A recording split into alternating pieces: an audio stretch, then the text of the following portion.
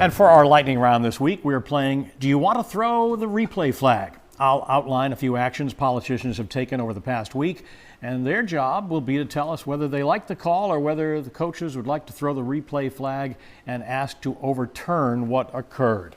So we begin. Democrats in the Maine legislature have said they will move forward without Republican support if necessary to fund a MaineCare shortfall in this year's budget and to ensure that essential services are funded for the next 2 years. The announcement came a day after Republicans in the Maine Senate killed a supplemental budget deal. The stalemate means the state is having to reduce MaineCare payments to health care providers who have warned of the resulting financial challenges and impacts to patient services. By the time this podcast is posted, there may have been a vote already.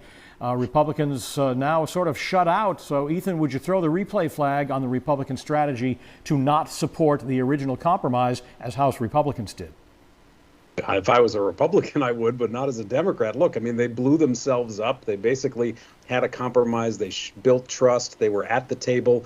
They blew that up, and now they're being pushed out entirely because Democrats recognize if you can't even agree on something this simple, non-controversial, let's just all agree to move forward on the tough stuff. If you can't even govern at that level, then you're out. And now the Democrats are going to pass a majority budget, and none of the draconian stuff, even some of the smaller draconian stuff, is going to be in the budget. So no, I'm glad Republicans blew themselves up. Yeah, you know, I think the Republicans don't need to throw the red flag on this one. My heartbreak is that this is not something that we have not experienced before. It's happened before. It's happening again because we cannot get control of the Medicaid spending in the state of Maine. The Democrats created this budget on a majority budget in the last session. Now they're trying to convince Republicans to help them solve the problem that they created. And the Republicans are saying, look, we've got to sharpen and narrow the eligibility so that we can afford this MaineCare program. And the Democrats are saying we're not willing to do that. So they're going to, my expectation is that they will indeed pass another majority budget, not only on the supplemental, but on the next 2-year budget. The Democrats are going to own the results. Issue 2, the stopgap federal budget bill drafted by Republicans and approved last week by the Senate, removes tens of millions of dollars in possible funding for projects in Maine, including funding for fire stations in several communities, drinking and wastewater upgrades across the state, a new hangar at the National Guard base in Bangor, and funding for public safety equipment in Lewiston. Both Senators Susan Collins and Angus King voted to end the possibility of these projects being funded because of their vote to pass this continuing resolution. So, Phil, would you throw the replay flag on supporting that CR, knowing that it defunded all of these Maine programs? You know, actually, this is another one of these tough, difficult decisions that we have to make to get our fiscal house in order. I wouldn't throw the red flag, and as you said, these are possible funding. These are not contracts that were awarded that we're now trying to rescind. This is just one of the difficult choices we're going to have to make to put our fiscal house in order. Ethan?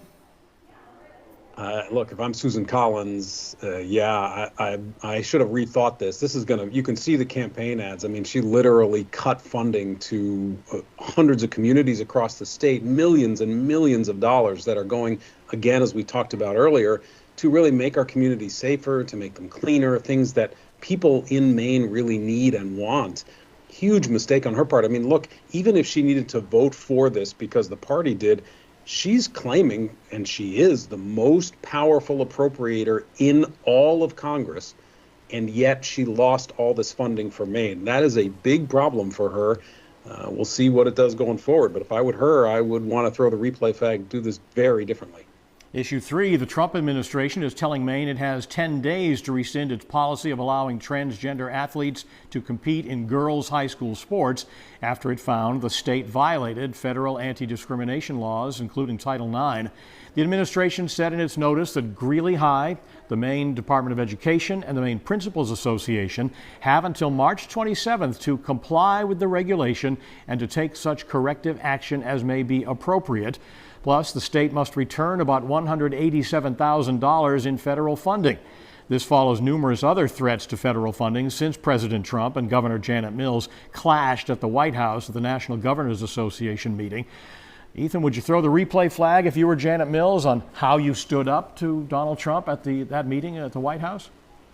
Absolutely not. No need to review that. She handled it exactly right. Look, you can't, however, wherever you stand on the issue, you can't allow a president to simply step in and tell you that you have to no longer abide by the law. This is what a court ultimately needs to decide. This is Donald Trump's attempt at intimidating. And we just learned recently that the Social Security Administration, which tried to, make it much more difficult for people to get Social Security in the state of Maine, that when somebody is born, that they were directly doing that in retaliation. So you can't allow a bully to bully you. What you have to do is stand up to that bully. She has. Hopefully she will continue to do so. Phil, is this on Governor Mills, and should she throw the replay flag? Yeah, I think she should throw the replay flag. This is a juxtaposition between federal law that says we are in violation and state law that says we aren't. I think that the governor could and should throw the replay flag to say, look, we've got a bill in the legislature that addresses this very issue. Let us get the legislative decision making, and we'll sit back down at the table and see if we can sort this out. Next, Efficiency Maine, the quasi-state agency that administers energy efficiency programs and disperses heat pump incentives and so on, has lost access to about $15 million in federal funding that would have doubled its capacity to draw private capital for energy efficiency and clean energy programs. It's one of more than 24 nonprofit groups and agencies in the United States that the Trump administration has targeted by freezing and later canceling their assets to claw back about $20 billion authorized by the Inflation Reduction Act passed in the Biden administration in 2022. So, Phil, would you throw a replay flag if you were the Environmental Protection Agency or Efficiency Maine and restore this funding? No, this is another one of these very difficult choices that we need to make to put our fiscal house in order. Maine has had a weatherization program going on in the Maine Department of Energy since the 1970s. My hope and belief is that enough people have recognized that heat pumps are a good alternative source of heating and cooling. Hopefully the market creates more competition and prices come down. Ethan? Yeah, this is another great example of how people are starting to realize, hey, wait a minute. the fact that I can afford a heat pump is, something that I get back in terms of the tax dollars that I pay, and now it's being taken away from me. That's what we're recognizing over and over and over again in terms of all these federal cuts that are going on. But make no mistake, these heat pumps going into the homes of folks who can't afford the full price, also reducing their heating costs. Republicans have said, let's reduce heating costs. That's been a big issue. Well, they're about to increase heating costs if they allow this to go through. So, yeah, on this one, EPA should have thrown should throw the replay flag and let that money go. Finally, let's lighten things up with a bonus question and a different kind of flag. This time it's Cooper flag. The basketball phenomenon from Newport, Maine, and his Duke Blue Devils enter March Madness as the top seed and the favorite to win the title.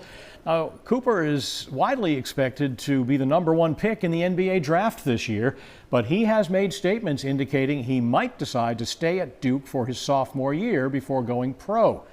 Phil, would you throw the replay flag if Cooper Flag decides to play a second year in college, putting off the chance at a mega $1 million pro contract? No, I actually wouldn't throw the replay flag. I actually hope, Pat, that he does come back for his sophomore year without any quarrel whatsoever, including my tenure in the Yarmouth basketball team.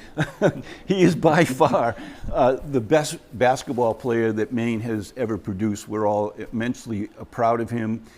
In today's era of double NCAA sports, players are very well compensated for their name, image, likeness. He can make a lot of money without turning pro. I think it would give him a chance as a sophomore to develop more experience, develop physically. He's only 18 years old. He goes into the NBA and he's going to be playing against people 25, 30 years old. So I hope he stays, has that second year of college experience. He'll still make mega millions and perhaps have another year of college experience to enjoy. Now, when you played, were you as good as Bill Cohen when he played for Bowdoin? He almost he could have gotten drafted back then. Let me just say that my high school basketball team made it to the state championship. and we got beat 106 to 66 Oh, my. in a 32-minute basketball game. I think it still stings if he knows the Oh, number yeah. that well. Ethan, what about you? Would you Yeah, throw I the mean- flag on this? How many points did you score in that game, Phil? It sounds like you know every minute of it. Oh yeah, I could tell you Yeah, a quick. look, sorry, just real quick. I think Phil's right on. It would be great if he stays. And the point that Phil was making about the fact that for your likeness, there are so many ways now that athletes can make money in college. It took away this, immediate need to go to the NBA. I mean, he's going to get a minimum contract at the NBA. He's not going to make the kind of millions that you make after a few years in there anyway. And he can probably make a lot of that at the college. So I hope he stays. I don't think he will, but it would be so great, I think, for college sports. He's 18 if some years of these old. athletes would actually. 18 years What's old, I that? think. Another year in college ain't going to hurt him. I think it's going to help Yeah. him.